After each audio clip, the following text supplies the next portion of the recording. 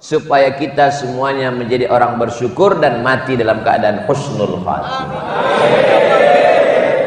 Qalilan ma tashkurun, sedikit orang yang bisa bersyukur. Wa qalilun min ibadiyas syakur, sedikit sekali hambaku yang pandai bersyukur. Kebanyakan manusia ini kurang.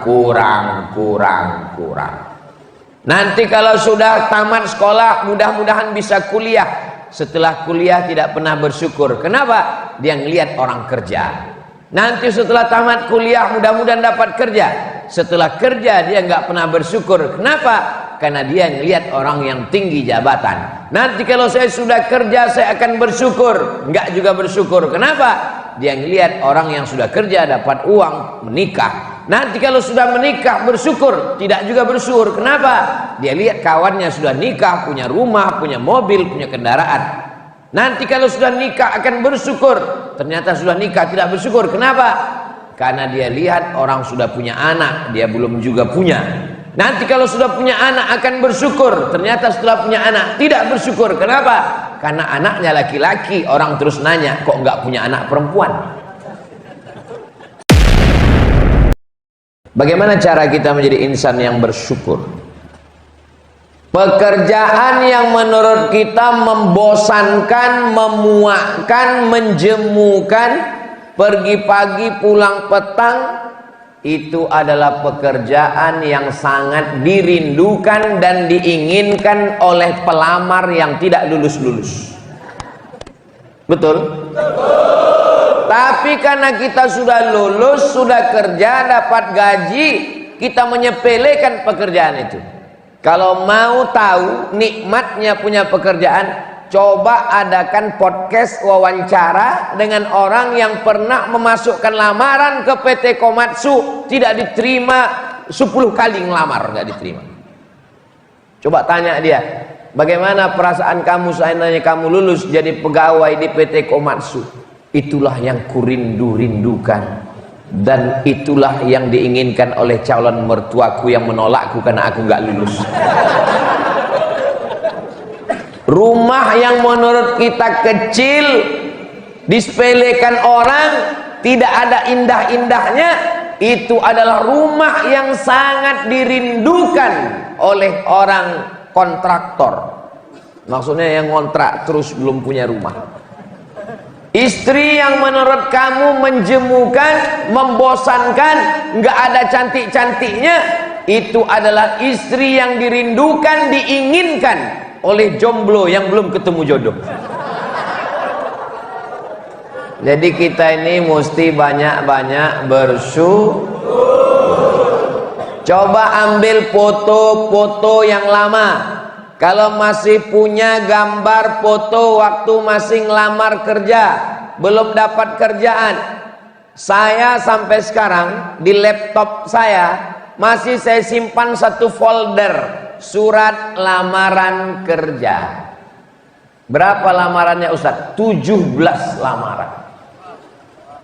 Kapan itu Ustadz? Waktu saya baru pulang dari Maroko tahun 2007. Saya buat 17 lamaran, ibarat masang mata kail pancing. 17 pancing saya pasang. Setelah dipasang, pasang, tarik pancing yang satu, hilang umpannya. Tarik satu lagi, hilang mata kailnya. Tarik satu lagi, putus benangnya. Yang lain sama-sama bambunya hilang. Satu pun nggak ada.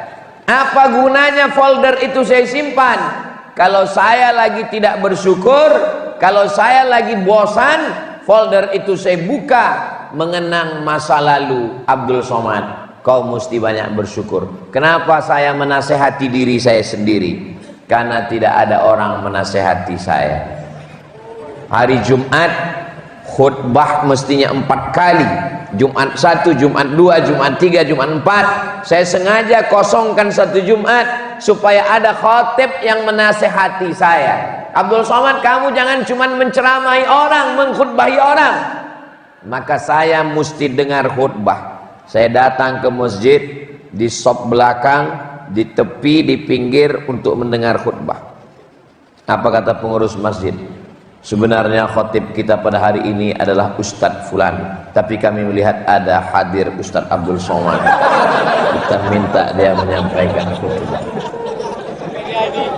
Jadi pandai-pandailah menasehati diri sendiri, pandai-pandai bersyukur kepada Allah. Bagaimana bersyukur segala nikmat yang diberikan Allah ini. Mudah-mudahan adik-adik semuanya termasuk insan yang pandai bersyukur, insyaallah. Amin ya rabbal alamin. Bersyukur dengan lidah, subhanallah walhamdulillah wala ilaha illallah wallahu akbar. Bersyukur dengan hati, aku bersyukur sudah dapat kerjaan, aku bersyukur sudah punya seragam. Seragam ini bagi sebagian orang menjemukan, memuakkan, membosankan. Inilah seragam yang ditunggu-tunggu, dinanti-nanti, dirindukan oleh calon insinyur yang sekarang semester 7 di Institut Teknologi Bandung. Komatsu.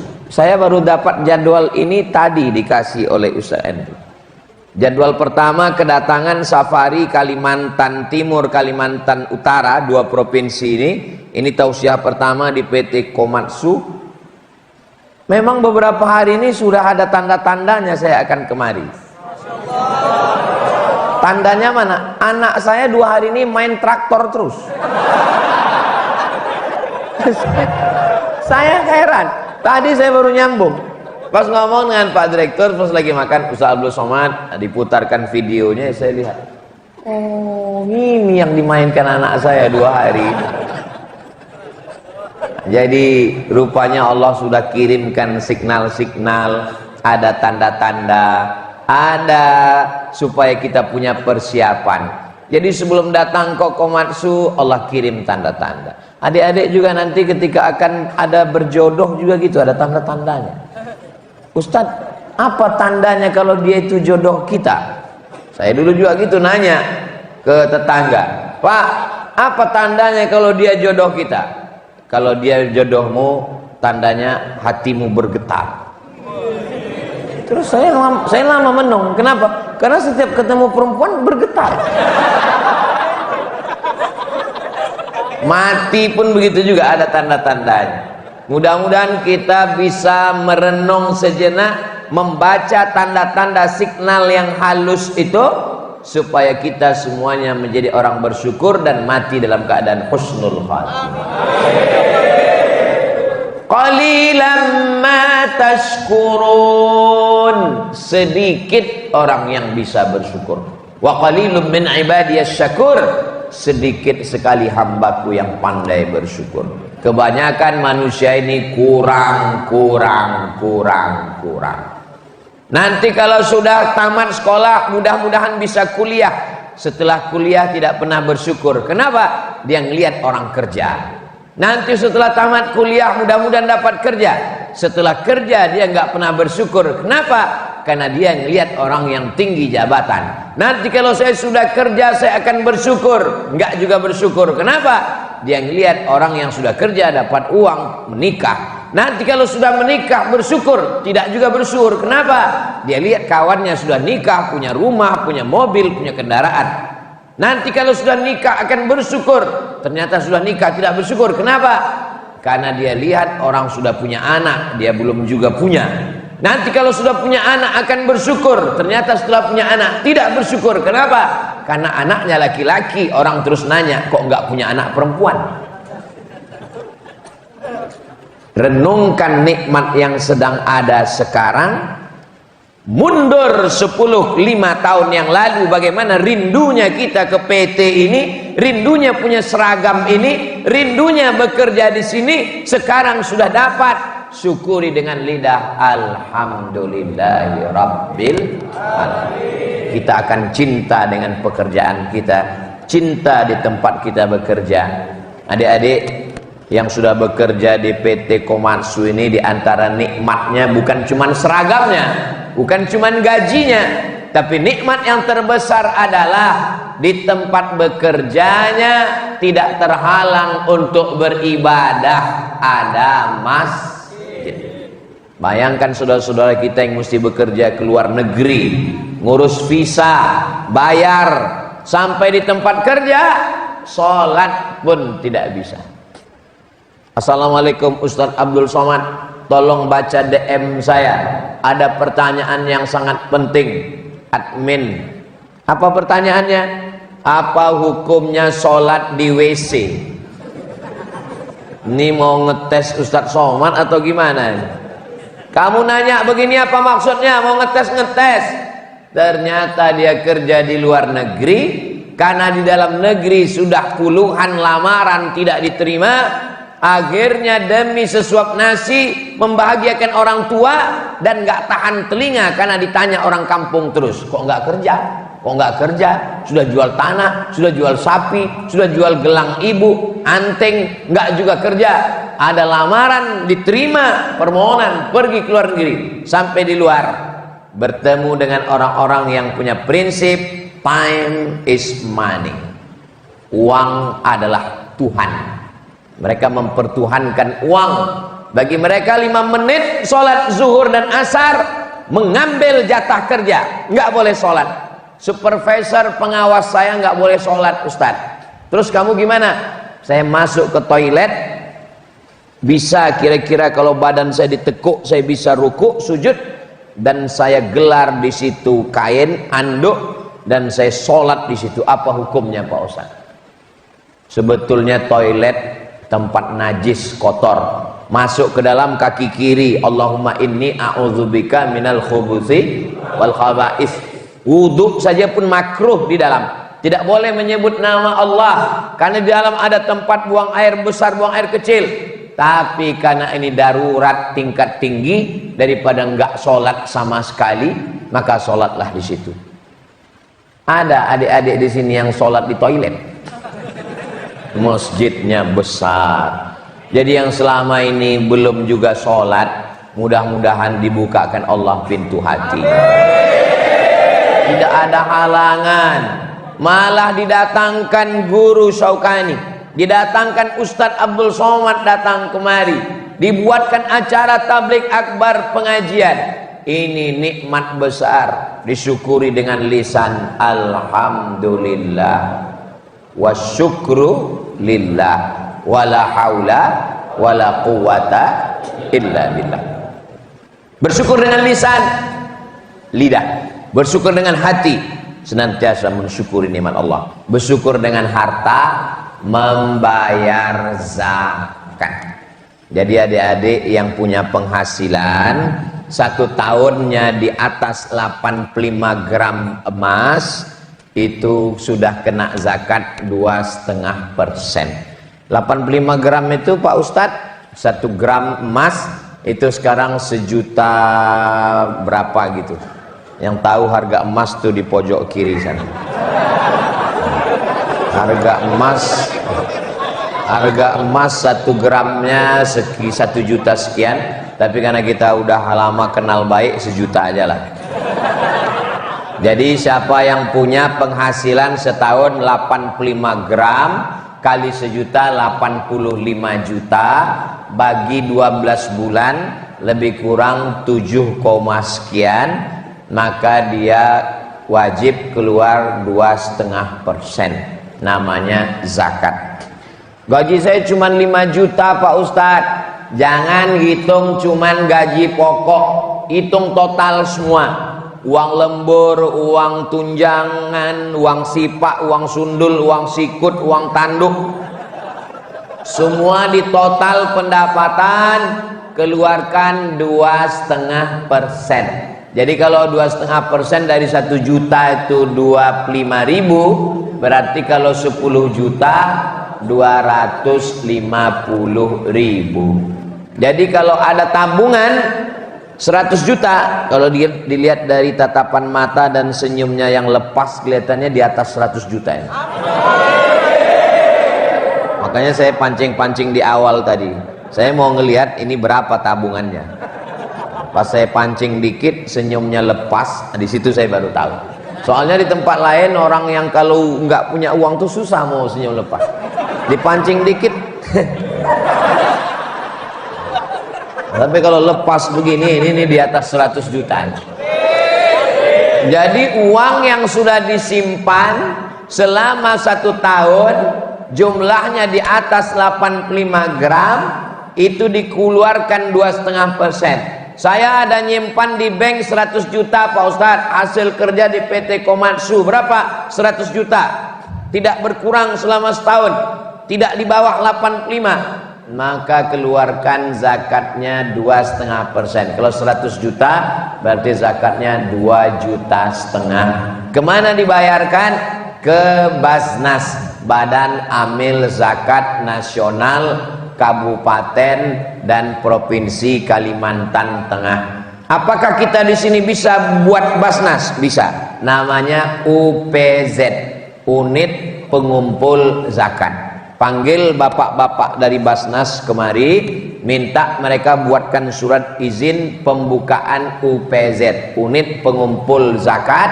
Maka semua pegawai karyawan storkan ke UPZ, dari UPZ nanti disalurkan ke Basnas Kabupaten dan Provinsi. Kebanyakan orang nggak mau bayar, kenapa? Karena dia sudah punya orang yang dia santuni tiap bulan, tetangganya, karyawan, supir driver, asisten rumah tangga, lalu dia bayarkan zakat. Tidak boleh membayarkan zakat kepada asisten rumah tangga, security, driver kita sekaligus gaji, nggak boleh. Asisten rumah tangga, ini gaji kamu 2 juta sekaligus zakat saya bulan ini. Itu terlalu cerdas beragama. Kalau mau bayar gaji, berapa gajinya? 2 juta, 3 juta. Ini gaji kamu dan ini zakat saya. Kalau dia masuk dalam salah satu dari 8 asnaf. Innamas shadaqatu lil fuqara wal masakin wal amilin 'alaiha wal muallafati qulubuhum wa fir riqab wal gharimin wa fi sabilillah wa banis sabil. Tidak boleh dikeluarkan dari yang 8. Bolehkah saya berzakat kepada ayah saya Pak Ustadz, ibu saya? Ayah, ibu, istri, anak tidak boleh dikasih zakat. Papa, ini ada hadiah untuk papa sekaligus zakat saya bulan ini. Nggak boleh. 4 orang ini tidak boleh dizakati. Istri, ini belanja bulan ini mama sekaligus zakat saya. Nggak boleh. 4 orang ini tidak boleh dizakati. Kenapa?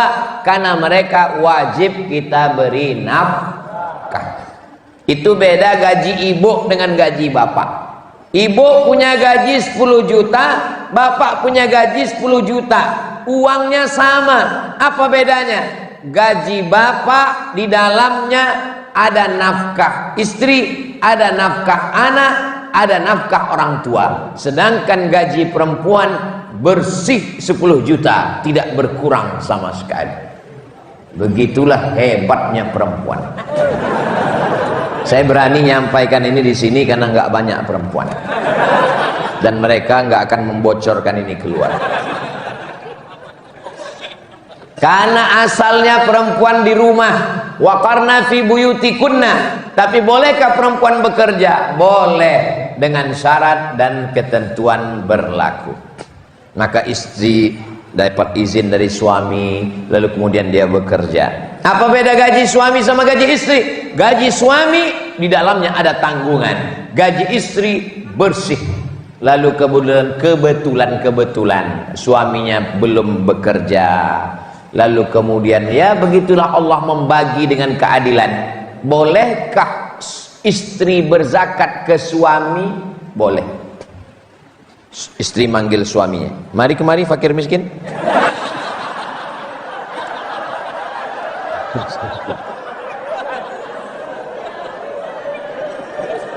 Suami tidak boleh berzakat ke istri karena istri wajib dinafkahi. Tapi istri boleh berzakat ke suami karena suami tidak termasuk yang dinafkahi oleh istri. Maka istrinya mengatakan, papa, gaji saya 10 juta, tabungan saya ada 100, maka saya serahkan zakat ke kamu karena kamu termasuk 1 dari 8 asnaf. Apa kata istrinya? Jangankan zakat, jangankan gaji, semua tabungan yang 100 juta itu milikmu yang. Kesalahanku dalam hidup ini cuma satu. Apa? Mencintaimu. Jangankan gaji, jangankan tabungan, nyawa aku serahkan. Tapi kalau kau macam-macam, nah, bersyukur dengan Allah sudah komplit. Lisannya bersyukur. Jangan ngomong macam-macam. Ini begini, begono, begini, ngamuk. Memangnya ngamuk menyelesaikan masalah? Ting, ting, ting, ting, ting, ting, ting, ting. Kepada seluruh penumpang. Itu jantung kita udah nggak normal dah. Ini pasti delay, Tadi Ustadz waktu di airport delay ada ngamuk-ngamuk? Enggak. Ada keluar kata-kata kasar dari mulut Ustadz? Enggak.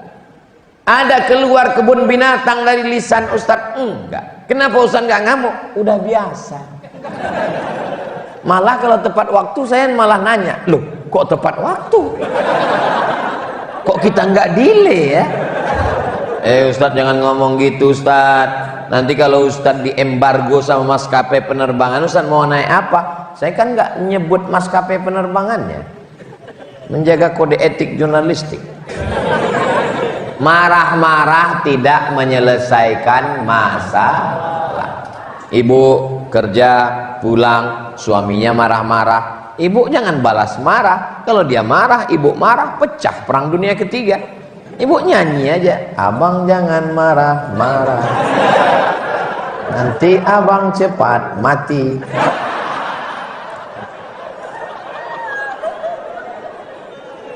Banyak-banyak bersyukur. Kamu ini sudah kerja pergi pagi, anak belum bangun sudah pergi, pulangnya malam, tempat kerjanya jauh dari PT Komatsu. Kamu ini orangnya kasar, kamu ini begini begono. Kamu jangan balas marah. Kalau kamu marah juga apa yang terjadi? Kamu syukuri Allah sudah mengirimkan bidadari surga. Itu yang dikirimkan Allah kepada kamu itu adalah bidadari surga. Tinggal rayu saja dia. Bisa dipending sebentar bidadari surga. Apa kamu katakan saya bidadari surga? Kamu mau merayu saya? Kamu memang bidadari surga sayang. Aku bidadari surga? Iya, tapi aku gemuk mas. Kamu memang bidadari surga, tapi diturunkan Allah di rumah makan. Mudah-mudahan yang belum ketemu jodoh segera dapat jodoh. Siapa yang nggak nerima calon mantu pakai seragam begini? Ini gaji menurut kadar warna kelihatannya.